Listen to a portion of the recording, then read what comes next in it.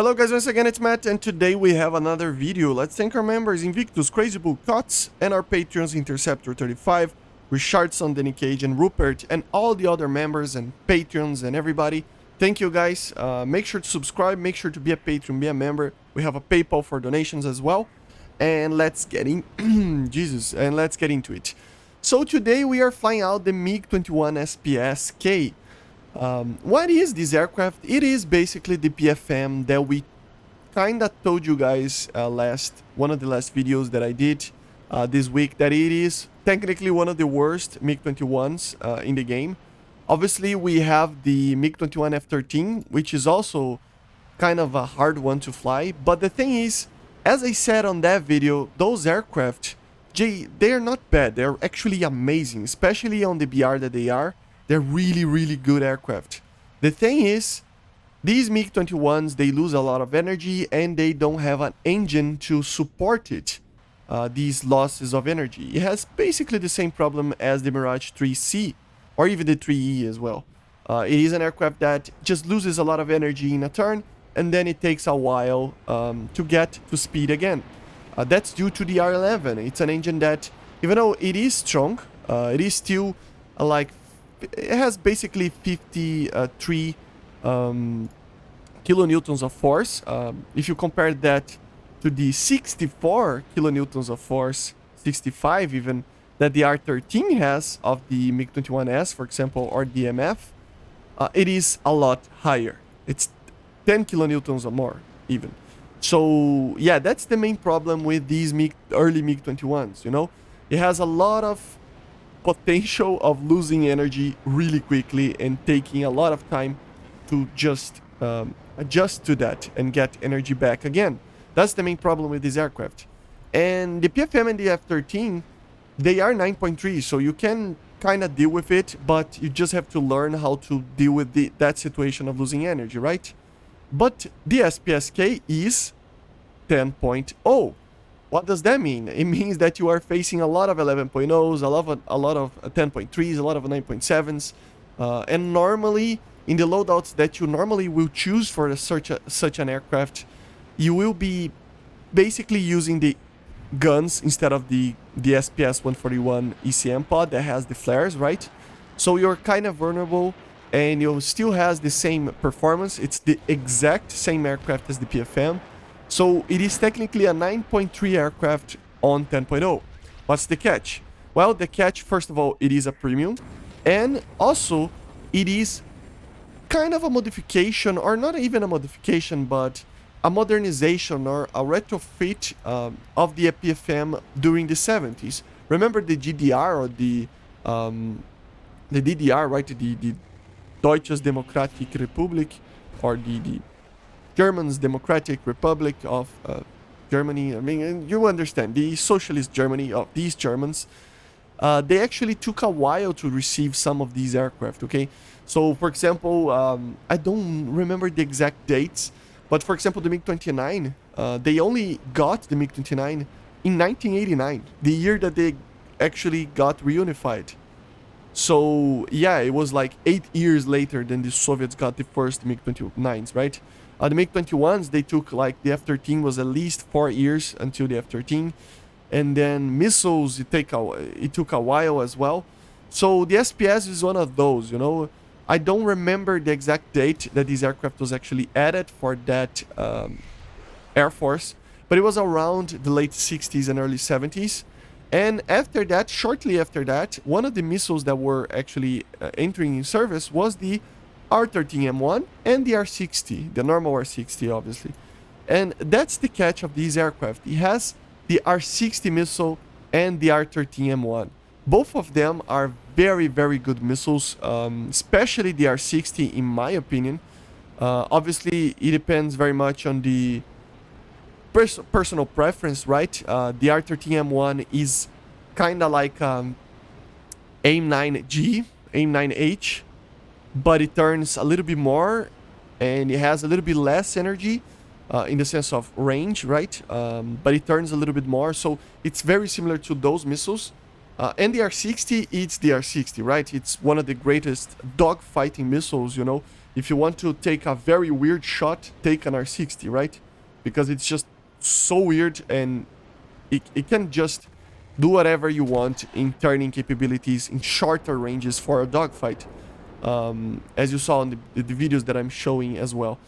So it is an aircraft that, even though, yes, the performance of it is lacking, these missiles make it my favorite MiG-21 in the game.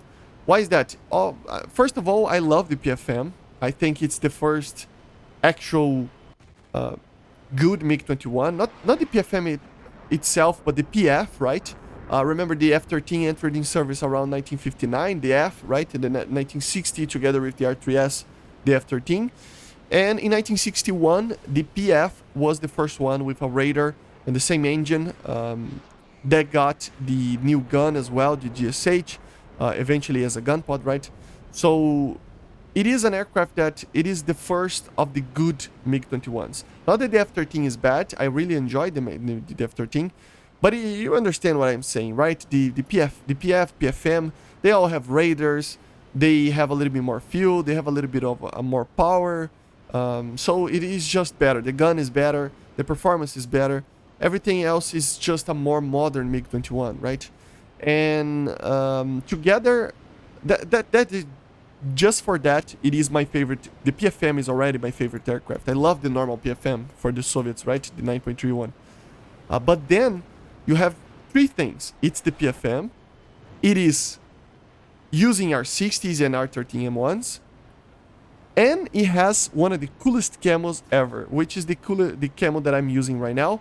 A lot of people like the normal, like Luftwaffe one, but I really enjoy flying it with the bicolor GDR camouflage, even though I love the unpainted ones as well, especially with the different fin back in the back, you know. It's just a very, very cool aircraft. I mean, the 4 skins that we have, even the Romanian one, is very, very cool. So it is an aircraft that I love it so much, and it is one of the best premiums out there for you to buy. The MiG-21S is still one of those that are a little bit better in the sense that if you know what you're doing, you're going to fly way better with the 21S on the Soviet Tech 3, just because you have a lot more power, and you have the ability to carry more missiles, even though they are just the R3Rs and R3Ss. It is the power, the performance of it. It is basically a MiG-21MF. So in 9.7, it's pretty good. I love that aircraft as well. And of course, you have the F5s, you have the A5s, you have many, many aircraft that are premium, that are amazing to fly. But my opinion behind the SPS is just that it is one of those aircraft that, of course, it still has the learning curve of a MiG-21 F-13 kind of thing, or PFM. So you will have to learn how to use your energy properly.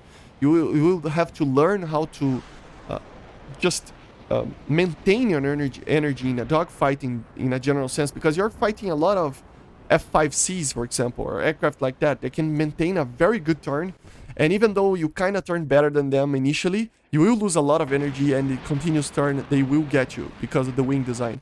So even though if they have less power, they will eventually get you. So the thing about the MiG-21 SPS is just that it is that of a learning curve. So you will have to learn, and that's a good thing actually, because you can then progress in your gameplay and just enjoy flying a MiG-21. It is still one of those aircraft that you just hop in and fly. It's not a difficult aircraft to fly, but still you have to learn some stuff. And plus, to help you grind and to help you just make sure that you always get some kills, or that you always are flying in a good way, basically, or getting a lot of money, getting a lot of kills, you have the missiles. So the missiles are kind of a guarantee that you are going to get at least 1 or 2 kills. It is very easy to get kills in this BR, especially when you get a down tier with these missiles, especially the R60. I just love the R60. I always take the R60 over the R13M1, but sometimes I'm even using one of each, R13M1 together with one R60, so the R60 for a dogfight and the R13M1 for a longer range shot. And it is just amazing, amazing. I love this aircraft because, as I said, you can learn a little bit but you have a guarantee that you're going to get points, that you're going to get kills. It is just an easy aircraft to fly at the same time that it is making you learn a little bit. The thing about MiG-21s, MiGs, you know, in general, they are the same aircraft along the years. So if you pick a MiG-15 until the MiG-23, they're very different, obviously, but they have the same idea behind it. They are very light and nimble. That's the idea behind the MiGs. These fighter MiGs, obviously, we have interceptors and stuff. And obviously, the MiG-23 also, it's a little bit more of a heavy aircraft than not, but still, it is lighter than an F4, for example.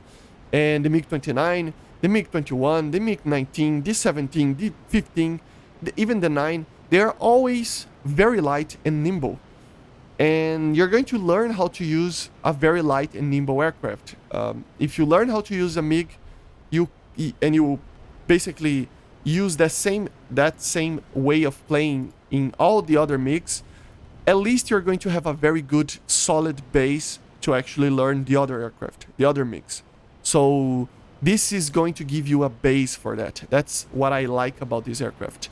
And also, it will give you basically a way to learn how to use the GSH-23. The GSH is, for me, one of the best guns out there. I know this is kind of controversial. Obviously, the Vulcan is easier to use.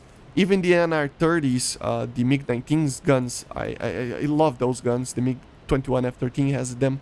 The J7 too. I love those guns.